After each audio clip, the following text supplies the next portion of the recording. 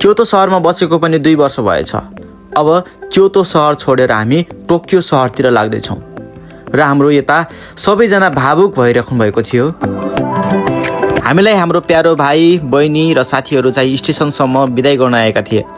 एक अर्काको अनुहारमा हेर्दै सबैजना भावुक भइरहेका थिए। क्योतोमा बस्दाखेरि साथीहरूसँग एउटा छुट्टै खालको कनेक्सन भइसकेको थियो र एकछिन माहौल विदेश आउँदाखेरिको झै भएको थियो।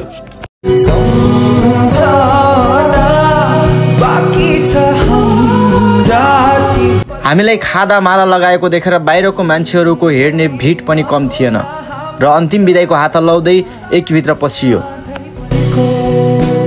भित्र पसिसकेपछि हामी सिन्खानसेनको पर्खाइमा थियौँ। सिन्खानसेन टाढैबाट देखे पनि सिन्खानसेनमा चढ्नलाई हामी सबैजना आतुर नै थियौँ। यतिकैमा हाम्रो दिदी साथीभाइहरूसँग छुटिँदाखेरि एकदमै दुःखी हुनुभएको थियो र उहाँलाई सम्झाउँदै थिएँ मैले चाहिँ,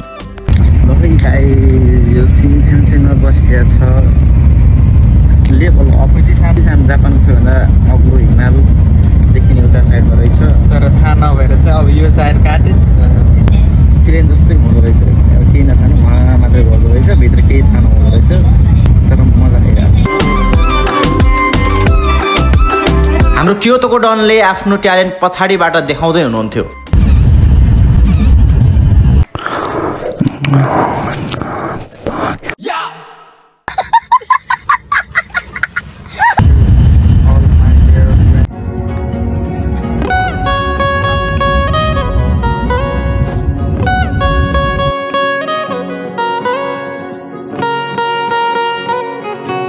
करिब 2.5 घण्टाको यात्रापछि टोकियो सहर पुग्यो। हामीसँग गिटार पनि भएको कारणले हाम्रो ग्याङ सानोतिनो ब्यान्ड जस्तै देखिन्थ्यो।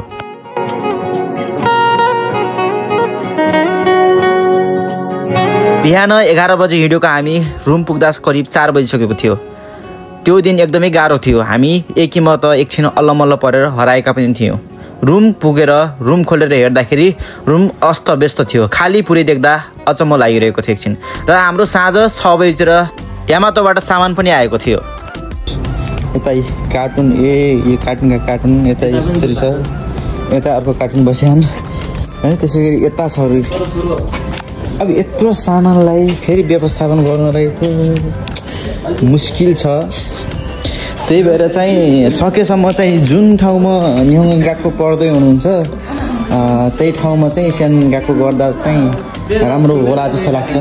Welcome back to my new another program. रूपासँग चाहिँ उपस्थित भइसकेको छ रूपा डार्लिङसँग। यो बेड चाहिँ केटा हो, यो वहाँबाट क्योतोबाट सामान मगाएको ब्यागहरू यो बेड किन्नु पर्ने देखिएन। पैसा किन खर्च गर्ने, म्यानेज हेर्नुहोस् न मजाका छन् गद्दाहरू जति सिटो। हाम्रो 2टा रूपाहरू यता हुनुहुन्छ। हाम्रो न्यू जर्नी सुरु भइसकेको छ हेर्नुहोस्। तर यो ठाउँ सर्ने भन्ने बिचोकै रहेछ क्या।